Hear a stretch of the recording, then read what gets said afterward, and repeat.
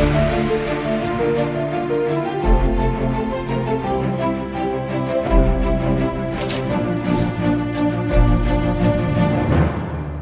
के बाद आप सभी का स्वागत है सी न्यूज भारत में। नमस्कार, मैं हूं रत्ना। आइए रुक करते हैं अलीगढ़ बुलेटिन की ओर। शुरुआत करेंगे इस खबर से। अलीगढ़ में थाना बन्ना देवी पुलिस ने अंतर्राज्यीय टप्पेबाज गिरोह का खुलासा करते हुए 6 आरोपियों को गिरफ्तार किया है। गिरोह दिल्ली से ऑपरेट करता था और लोगों को बातों में उलझाकर जेवरात बदलने और रुपए दुगना करने के नाम पर नकली नोट थमाने की घटनाओं में शामिल था। दिसंबर में नुमाइश मंगल बाजार और एटीएम के पास हुई 2 ठगी की घटनाओं के बाद इंस्पेक्टर विजय सिंह की टीम ने आरोपियों को पकड़ लिया।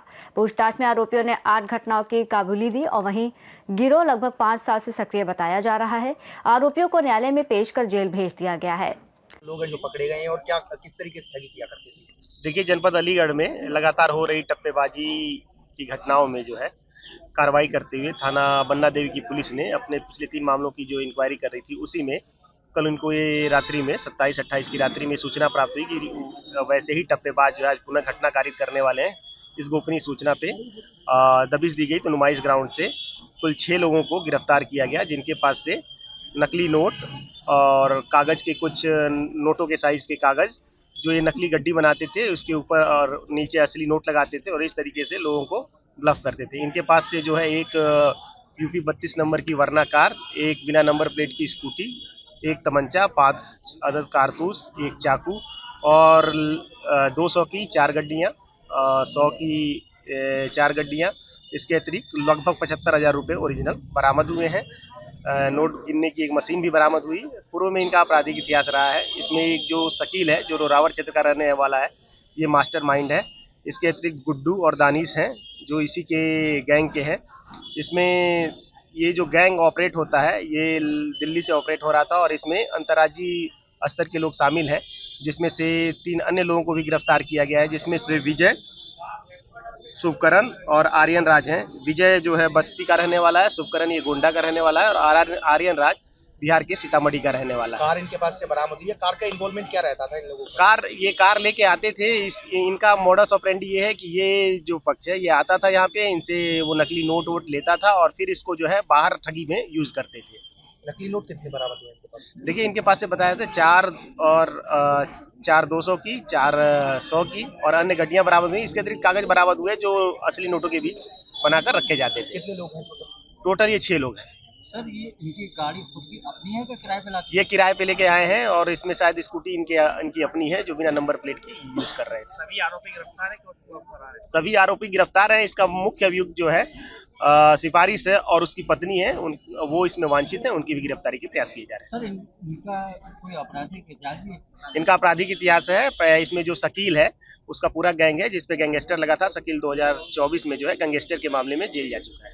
वाइफ किसकी फरार है इसमें देखिए, जो मुख्य अभियुक्त सिफारिश है जो दिल्ली से ऑपरेट करता है वो लगातार यहाँ आता है, वो इसका मुख्य अभियुक्त है जो सोशल मीडिया पे इस तरीके के लालच देता है अन्य चीजों पे और इससे लोगों को भ्रमित करता है। फिर ये लोग इस पे पूरा जो है नेटवर्क काम करता है। अलीगढ़ से सी न्यूज संवाददाता संजीव शर्मा की रिपोर्ट।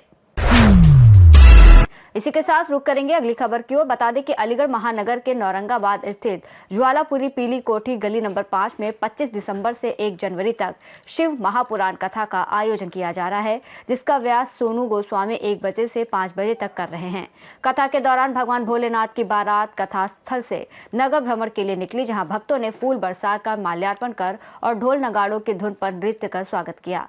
वहीं नगर भ्रमण में गली नंबर 4 में वीटो एंटरप्राइजेस के प्रोपराइटर पंडित राजेश झा ने राजा दक्ष प्रजापति के रूप में स्वागत किया और इसके बाद भगवान भोलेनाथ का दरवाजे पर विधिवत स्वागत किया और विवाह संस्कार संपन्न हुआ।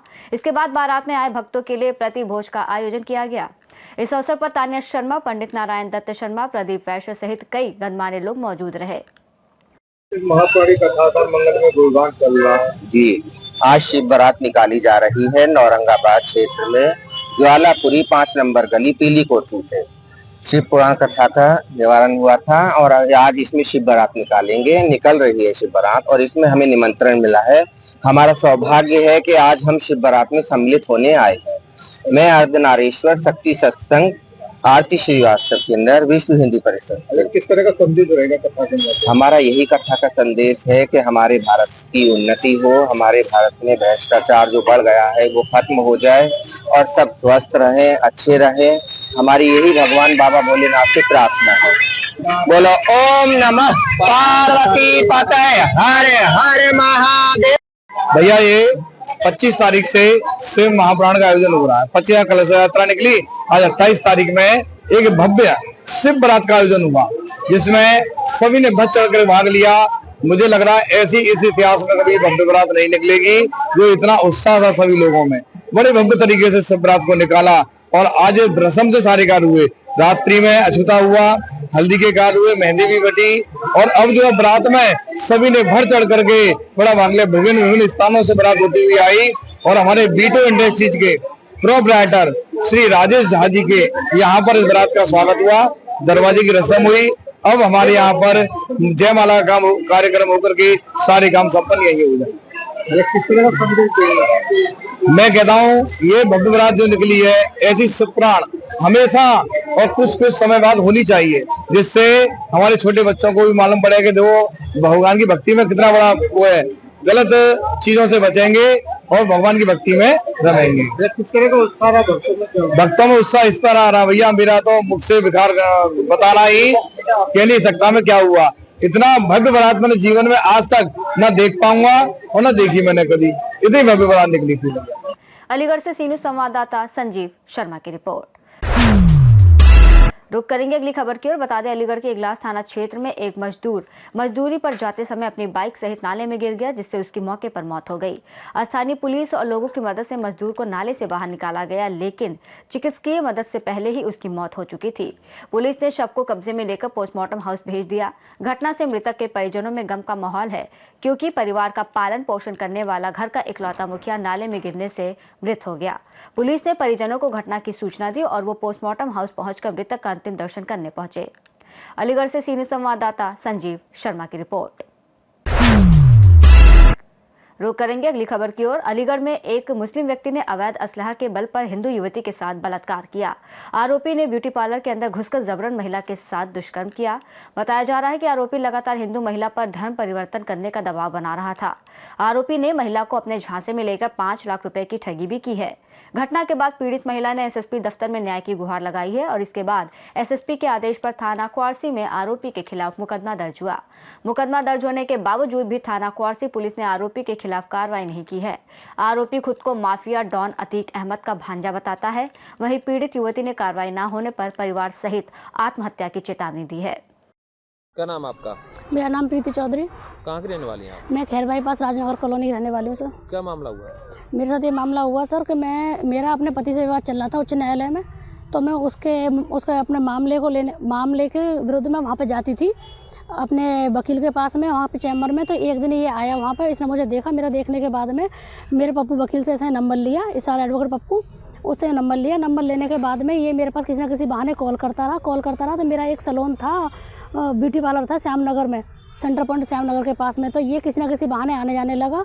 तो मैं इससे भाई मानकर बात करने लगी। वैस गाजी से। कहाँ का रहने वाला है? अतरौली का, पैंट चौराहे का।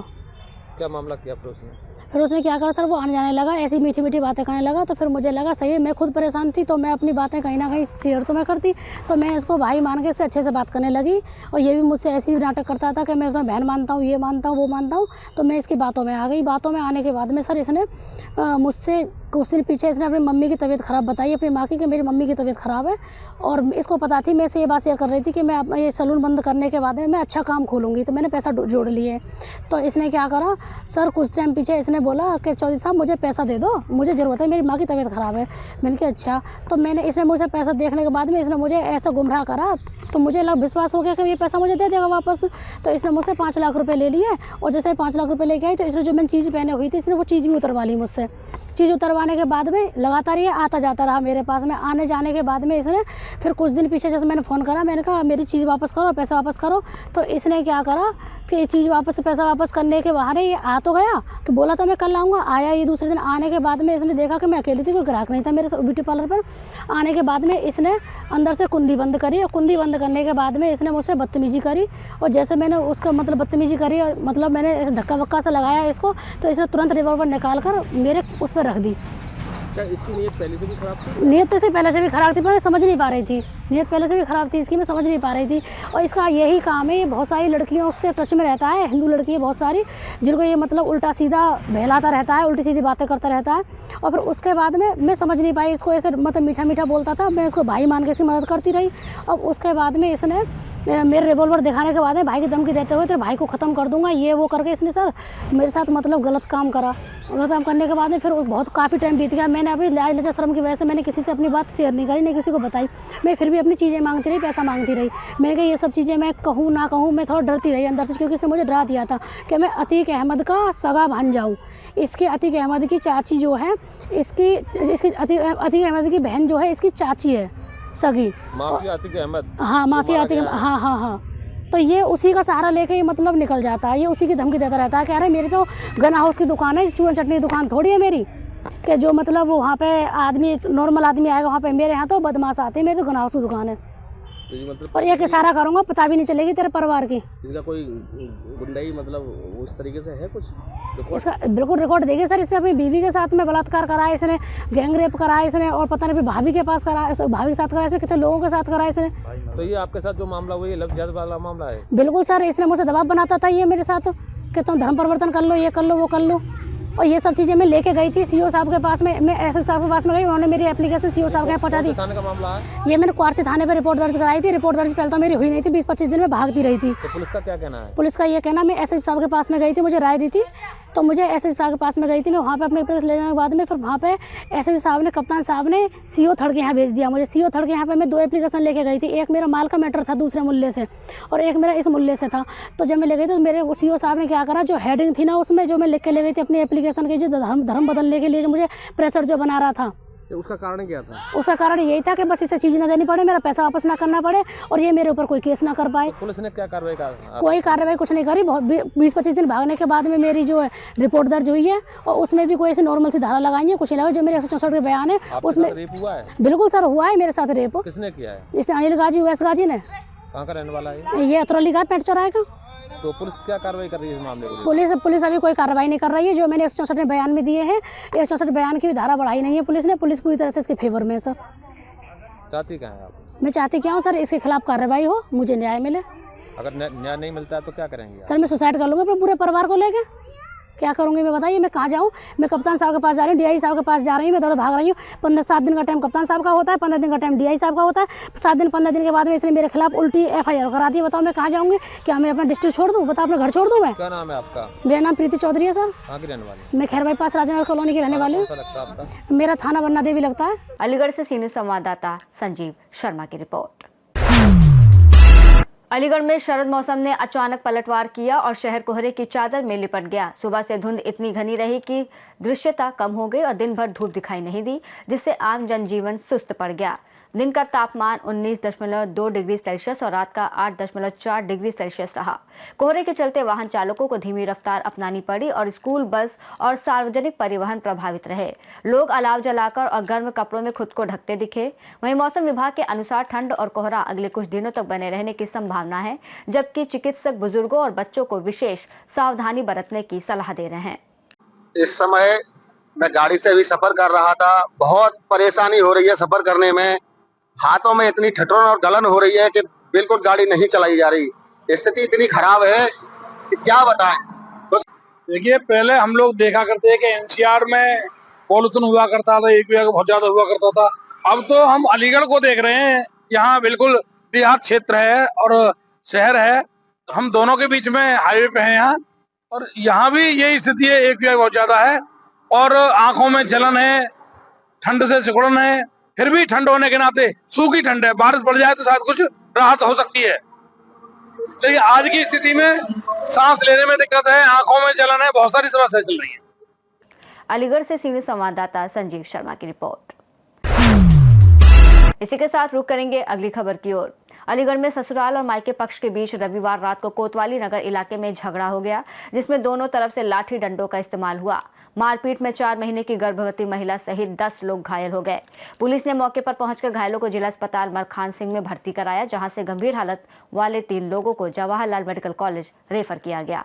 जानकारी के अनुसार विवाद शादीशुदा बेटी निशा को 20 दिन पहले ससुराल से निकाल दिए जाने के बाद हुआ। निशा को रात में उसके भाई और मौसेरे भाई घर छोड़ने आए थे, जहां पति ने उसे गाली दी और विरोध करने पर परिवार के सदस्य भी आपस में भिड़ गए। क्या नाम है आपका? आरिफ, आरिफ कहाँ के रहने वाले? रजा नगर गली नंबर 1। अच्छा, ये घायल जो है ये कौन है आपके? ये मेरी सिस्टर हैं। क्या नाम है इनका? इनका निशारा नाम। अच्छा, ये घायल कैसे हुई है, क्या हुआ है? ये घायल ऐसे हुई हैं कि हम गए थे, हमारे बहनोई साहब जो हैं इन्होंने जो है मारा पीटा था, तो ये घर पे चली गई थी। इन्हें 20 दिन करीब हुए हैं और हम 20 दिन करीब हुए हैं, तो हमने ऑप्शन उठाया था, तो हम घर पे गए थे इनके, तो उन्होंने गाली गुप्तारी करी थी। तो गाली गुप्तारी करने के बाद में हम बाहर आ गए थोड़ी देर, तो हम फिर दोबारा घर में गए तो उनके सबरे ग्रुप है इकट्ठा करके बैठ गए थे। कोई रोड लेके बैठा है लोहे की, कोई तमंचे ही बट लेके बैठा है, तो सबों ने कोई डंडे लेके बैठा लकड़ी के, तो सबों ने बहुत कर मारा पथराव करा है। कितने लोग आप लोग घायल हुए हैं? हम 5 लोग घायल हुए हैं। कौन कौन है, क्या क्या नाम? साहिल, सलमान, आरिफ, आसिफ, निसारा। अच्छा, ये मारे पीटी करने वाले कौन लोग हैं? ये हमारे बहन के ससुराल वाले हैं। क्या नाम क्या है इनके? इनका एक का गुलशन नाम है, एक का हजरत नाम है और एक का आलम सेन नाम है, और इनकी अम्मी है, एक उनके पापा हैं और इनके रिश्तेदार हैं, और मुझे अदरवाइज किसी का नाम नहीं पता। और अच्छा, ये विवाद किस बात पे हो रहा है? ये विवाद इस बात पे हो रहा है क्या मेरी बहन जो है ये शक करते थे, शक के चक्कर में इनके जेठ भी मारते थे इन्हें और इनके हस्बैंड भी मारते थे, जाने की सब लोग मारते थे, इन पर शक करते थे। और बहनोई साहब कहते थे कि तू मेरे भैया के पास जाके सोई हो, ये शक करता था। तो ये कह रहा था शक मेरा खत्म हो जाएगा तो मेरे भैया के पास सो जाएगी। तो कितने समय हो गए शादी को और कहाँ से शादी करी? शादी को तकरीबन कम से कम 10 साल करीब हो गई, 10-11 साल करीब जी। क्या नाम है जिसके साथ शादी हुई? गुलशेर। अच्छा, ये गर्भवती भी है? जी। क्या महीने? 4 महीने। तो कैसी कंडीशन है अब? कहाँ डॉक्टर ने रेफर करा? डॉक्टर साहब ने तो अभी हमको कुछ बोला नहीं है, मेडिकल के लिए बोला है। कंडीशन कैसी है? कंडीशन तो बिल्कुल ही खराब है। क्या नाम है? मेरा नाम निशा है। निशा, ये आपको कैसा है, क्या हुआ है? मेरे आदमी ने कल मेरी भाभी से बात करी थी, मेरे घर में थोड़ा सा झगड़ा हो गया था, तो वो ये कह रहे थे तुम बात मत करो, मेरी बीवी है वो खुद बात कर लेगी। मैंने सुबह बात करी है तो मुझसे कह रहे जैसे तू गई है वैसे आ जा। मैं चलो ठीक है, मैं प्यार से बहुत बात कर रहे थे। अब मैं अपने भाइयों को लेके मैं चलो भैया मुझे छोड़िए, मैं अपने घर चली जा रही हूँ। मैंने अपने घर पर पहुंची हूँ, मैंने बुरखा वगैरह उतारा है। आदमी मेरे 2-4 बातें बोल रहे थे, बोल के चुप हो गए। फिर सास आई हैं, सास छूटते ही मुझ में धक्का मार रही हैं। मैंने कहा तुम धक्का क्यों मार रही हो, जब मेरे माँ बाप नहीं बोले तो तुम बोलो तुम भी नहीं। फिर उसके बाद में आदमी ने इसी बात पर मुझ में चांटा मार दिया। मैंने कहा हाथ मत मारो, मुँह से बात करो। फिर सास भी चिपट गई है, आदमी भी चिपट गया है। फिर मेरा भाई आ गया तो पीछे से देवर आया, देवर ने मेरे भाई में डंडा मारा है और मेरे भाइयों को सबने, देवर ने, जेठ ने, लोहे के डंडा, लकड़ी का डंडा, ईंट पत्थर बहुत बुरी तरह से करा गली में। अच्छा, आपका विवाद किस बात पे? मेरा आदमी जो कहता है तू किसी से लग रही है, तेरा किसी से चक्कर लग रहा है, मेरा शक दूर हो जाएगा, मेरे भैया के साथ सो जा। कैमरे भी लग रहे हैं, जबकि मेरे घर में सारी नजर रखते हैं जेठ, और फिर भी कहता है तू मेरे घर पे सब देखता रहता है मेरा जेठ। और जो कहता है मेरे भैया के पास सो जा, सो मेरे सारे शक दूर हो जाए।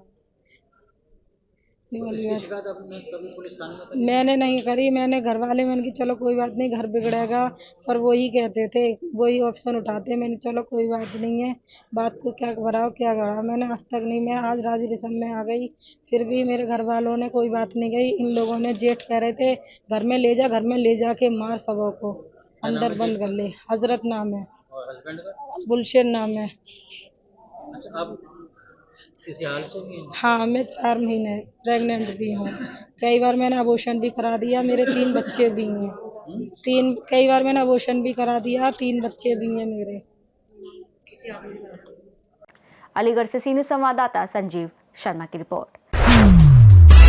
इसी के साथ रुख करेंगे अलीगढ़ की आखिरी खबर की ओर। बता दें कि अलीगढ़ में हाथरस के आगरा अलीगढ़ नेशनल हाईवे 93 पर गांव जरिया मोड़ के पास रोडवेज बस और डीपीएस स्कूल बस में भीषण टक्कर हो गई, जिसमें दोनों बसों के अगले हिस्से बुरी तरीके से क्षतिग्रस्त हो गए। हादसे में स्कूल बस के चालक कालवेंद्र, परिचालक रोहदान सिंह और रोडवेज बस में सवार 65 वर्षीय वृद्ध महिला संतोषी गंभीर रूप से घायल हुए।